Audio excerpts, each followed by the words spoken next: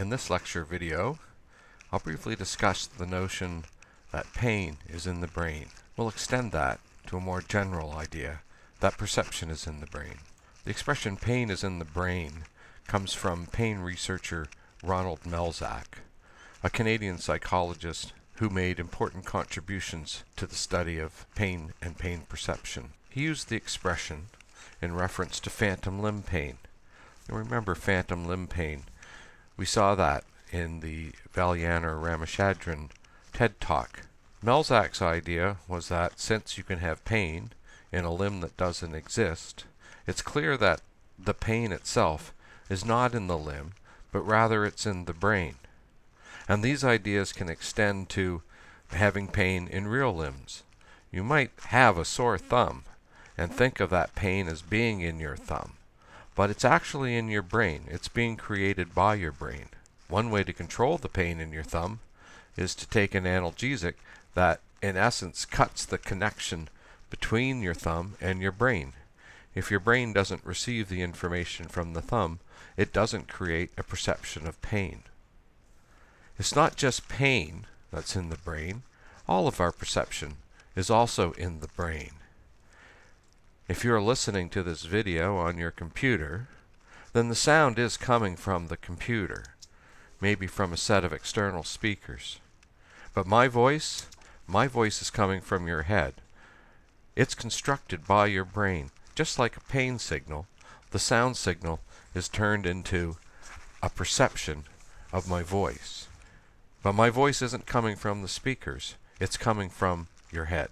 Your head is creating that perceptual reality for you. In the process of creating your perceptual reality, your brain alters a lot of information. One example would be my voice apparently coming from the speakers when it's actually being created by your brain. But another example is your visual experience.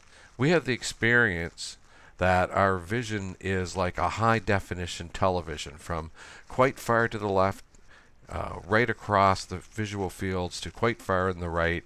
We have this really high-definition view of the world.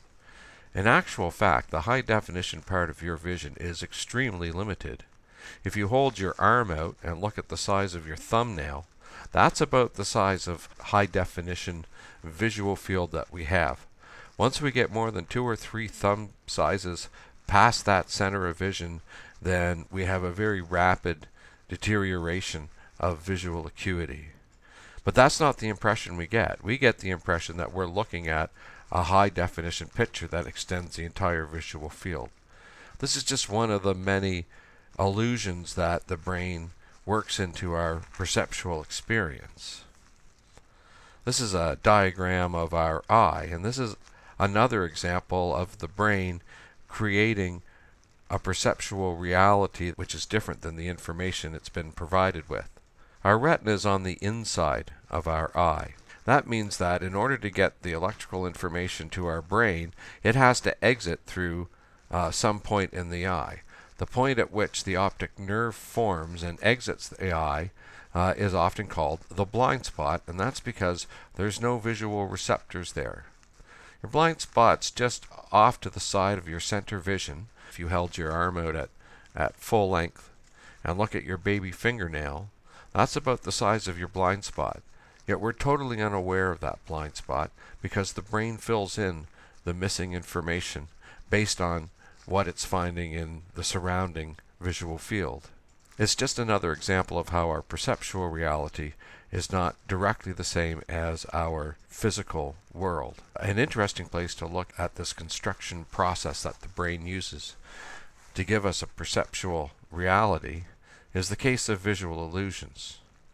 So for example, if you look at this figure, all those horizontal lines separating those squares appear to be tilted. They're in fact all perfectly parallel. But in your brain's attempt to process this information, it's made some calculation errors.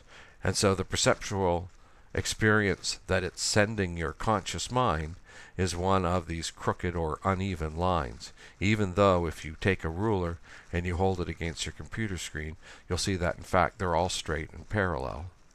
Visual illusions provide an interesting mechanism by which we can study the way in which our brain constructs these perceptual experiences. We'll focus more on that in the next video lecture, where we'll explore visual illusions in more detail.